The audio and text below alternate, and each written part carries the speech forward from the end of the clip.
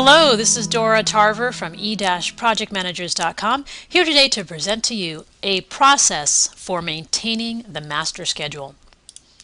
So when you have a master schedule, you have a bunch of project schedules that are linked to the master schedule, and you'll want to have your project managers who are maintaining those individual schedules update their schedules so that you'll have an updated master schedule on a regular basis. So the project managers obtain the schedule updates. How do they do this? Basically, they do it during their weekly status meetings. They obtain updates. So if they have a weekly status meeting or a bi-weekly status meeting, at that time, they gather the updates for their project schedule.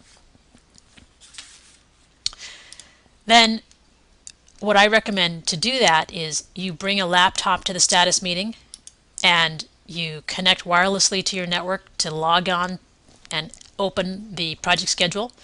If you don't have a laptop or wireless connectivity, you can always bring a hard copy of the project schedule to the status meeting. You can allocate time after the status meeting to update your project schedule if you've brought a hard copy. And a technique for to ensure that you do that is to add a recurring calendar item into your schedule so that you always have time allocated to update the schedule. So the best time to update the schedule is immediately after your status meeting. Now, whether you bring your laptop or print a hard copy, it'll be easier for you if you filter your schedule. So what exactly is filtering the schedule? Well, here's a copy of Microsoft Project, and you can see here that I have the formatting toolbar on, which shows this toolbar. And there's an item here that looks like a funnel with an equal sign next to it. That's the auto filter. Now notice the column headers. When I turn the auto filter on, I'll see triangles in the column headers, and if I click on the triangles I can select custom to create a custom filter. Okay, so what you'll want to do is add a filter to your project schedule, creating custom filters.